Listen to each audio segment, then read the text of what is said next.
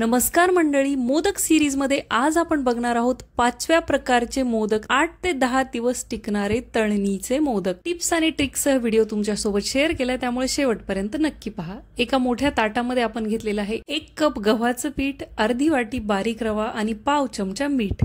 कोरडे जिन्नस हाताने व्यवस्थित मिक्स करून घ्यायचे। त्यानंतर यामध्ये घालायचं 3 चमचे कडकडीत तेलाचं किंवा तुपाचं मोहन। मी इथे तेलाचं मोहन घातलेलं आहे।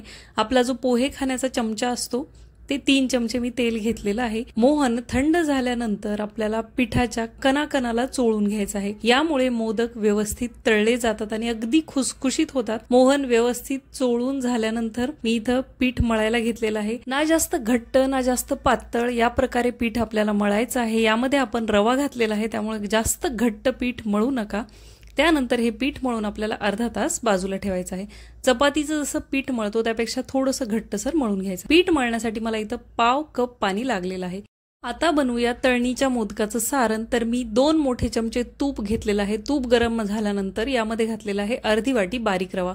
रवा अगदी खमंग आपल्याला भाजून घ्यायचा आहे 5 ते 6 मिनिटांसाठी कमी गॅसवर, पण खूप लालबुंद होईपर्यंत नाही भाजायचा। रव्याचा कलर न बदलता आपल्याला तो भाजून घ्यायचा आहे। त्यानंतर मी घातलेला आहे 1 मोठी वाटी भरून ओल्या नारळाचा किस।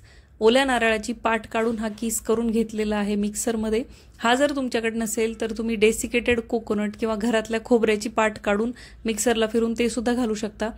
कोरडा किस जर तुम्ही घातला तर याला एवढा वेळ हलवायची गरज नाही, 2 मिनिटात तो मिक्स होतो। पण जर ओलं नारळ घातलं तर 5 ते 6 मिनिटं परतून घ्यायचं। त्यानंतर घातलेली आहे इथं 1 वाटी पिठी साखर। 1 वाटी नारळाचा किस, अर्धी वाटी रवा आणि 1 वाटी पिठी साखर। पिठी साखर घातल्यानंतर सुद्धा हे व्यवस्थित परतून घ्यायचं आहे। त्यानंतर पाव कप दुधामध्ये मी 15 ते 20 केशरच्या काड्या भिजवून ठेवल्या होत्या, ते दूध घालायचं आणि कमी गॅसवर याला व्यवस्थित मिक्स करायचं। आणि जोपर्यंत हे मिश्रण कढई सोडत नाही किंवा शिऱ्याप्रमाणे याचं टेक्स्चर होत नाही तोपर्यंत आपल्याला याला हलवून घ्यायचं आहे। टोटल आपण तूप घातल्यापासून ते आतापर्यंत तुम्हाला 10 ते 12 मिनिटं या प्रोसेसला लागू शकतात। 5 मिनिटं रवा भाजण्यासाठी, 5 मिनिटं नारळ भाजण्यासाठी आणि 2 मिनिटं दुधाचं मिश्रण घट्ट होण्यासाठी। सगळे जिन्नस व्यवस्थित टेम्परेचरला भाजून घेतल्यामुळे हे सारण 7 ते 8 दिवस आरामात मोदक टिकण्यासाठी मदत करतं। त्यामुळे हे जे पदार्थांना आपण रवा भाजायचं किंवा नारळाला भाजायचं प्रमाण आहे हे लक्षात घेणं खूप गरजेचं आहे। त्यानंतर आपण मळून ठेवलेलं पीठ घेतलेलं आहे। पिठाच्या छोट्या छोट्या एकदम सेम आकाराच्या गोळ्या आपल्याला करून घ्यायच्या आहेत, म्हणजे मोदक एकसारखे होतात। जशी आपण चपाती लाटतो त्याप्रमाणे अगदी पातळ ही पारी लाटून घ्यायची आहे। पारी जर तुमची जाड असेल तर मोदक पिटाळ लागतो किंवा त्यामध्ये पीठ जास्त लागतं, त्यामुळे अगदी पातळ पारी लाटून घ्यायची आहे। मधलं जे सारण आहे ते पूर्णपणे मी थंड करून घेतलेलं आहे। एका प्लेटमध्ये पसरवून तुम्ही बघू शकता अगदी शिऱ्यासारखं टेक्स्चर आलंय, पण याची चव बिलकुल शिऱ्यासारखी लागत नाही। अगदी छान चवीचे हे मोदक बनून तयार होतात। या आपण बनवलेल्या पारीमध्ये या प्रकारे मस्त असा मोठा गोळा करून ठेवायचा आहे। सारण घालायला बिलकुल कंजूसी करायची नाही आणि या प्रकारे जशा आपण साडीच्या निऱ्या करतो त्याप्रमाणे आपण या मोदकाच्या पाकळ्या करून घ्यायच्या आहेत। या प्रकारे पाकळ्या जमत नसतील तुम्ही साच्यामध्ये पारी घालून सुद्धा हे मोदक बनवू शकता।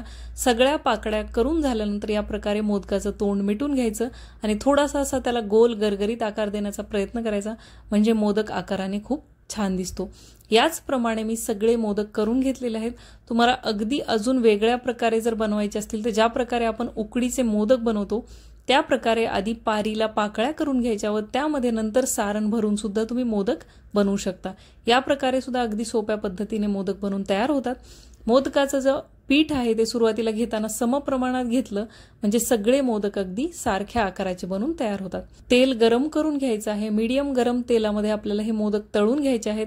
मोदक तळताना अगदी पेशन्स ठेवायचा आहे। कमी गॅसवर 5 ते 6 मिनिटांसाठी व्यवस्थित खुसखुशीत होईपर्यंत तळून घ्यायचे आहेत।